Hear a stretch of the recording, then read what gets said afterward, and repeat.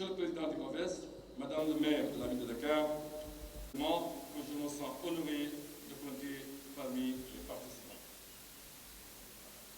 Monsieur le Président, en effet, comme vient de le rappeler Madame le maire de la ville de Dakar, le monde n'a cessé de chercher des solutions aux conséquences du changement climatique depuis la conférence de Stockholm en 1972, lors de laquelle le PNUE, Programme des Nations Unies pour l'environnement, a été créé.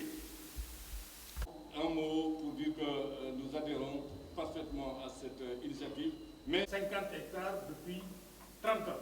Si j'entends parler de milliers d'hectares, je me pose des questions. Par les industries avec qui nous vivons. Vous avez entendu ces derniers jours les problèmes de pauvreté, mais pour vivre également. Et nous subissons des agressions sur l'air, sur l'eau et à tout point de vue. Et sur les terres, il y a des... Finir mon propos, remercier encore une fois et je voulais juste... Chérif Habib Aïdara, je suis le maire de la commune de Bonkonto, dans le département de Vélingara, dont je suis également le président de l'association des maires. Bonkonto. Beaucoup.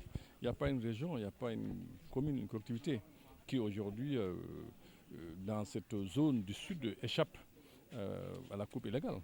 Donc c'est une préoccupation majeure que nous ne voulons pas aussi punir sans pour autant proposer des solutions alternatives. Et je crois que c'est la raison pour laquelle aujourd'hui nous sommes là. Parce que aussi les gens qui coupent, je pense qu'il faut aussi essayer de voir qu'est-ce qu'il est possible. Il y a des solutions vertes, il y a des solutions alternatives qui sont imaginables. Et à ce moment-là, comment dirais-je, nous sommes venus aujourd'hui ici pour voir avec les experts. Certainement, les maires vont exposer les difficultés auxquelles ils sont confrontés dans le cadre de la gestion de la préservation et de l'environnement. Et ces pistes vont mener certainement vers la transition écologique, ainsi de suite, progressivement. Comment faire en sorte que les agriculteurs aujourd'hui, on ne change pas d'agriculteur, on change de méthode. Donc c'est les méthodes nouvelles, ce qui est possible de proposer, qui pourrait justement, comment dirais-je, qui pourrait représenter un équilibre entre les besoins du développement et aussi la nécessité de préserver notre patrimoine forestier, voire nos écosystèmes.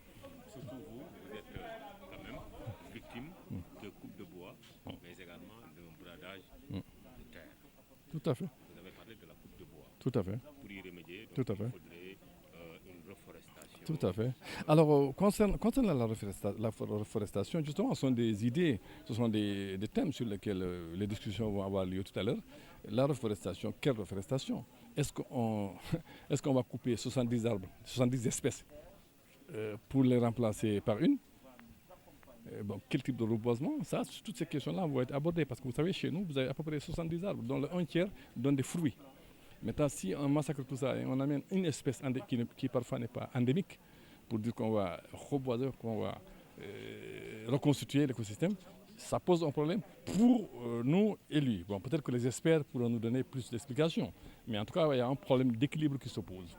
Il y a un problème de restauration, d'équilibre. D'ailleurs, je voudrais signaler que chez nous, on n'a pas besoin de reboiser.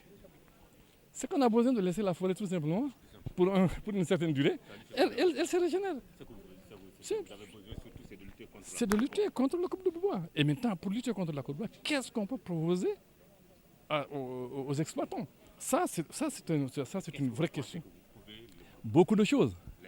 Actuellement, les solutions sont nombreuses, mais le problème, ce n'est pas qu'il n'y a pas de solution. Mais est-ce qu'on va les accepter?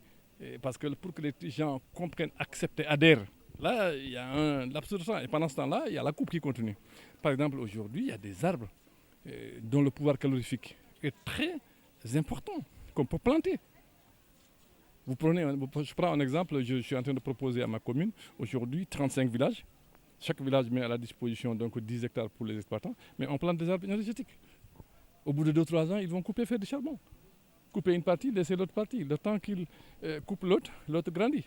Ça, on a visité des endroits comme ça en Guyane, à côté du Brésil. Ça se fait dans le monde.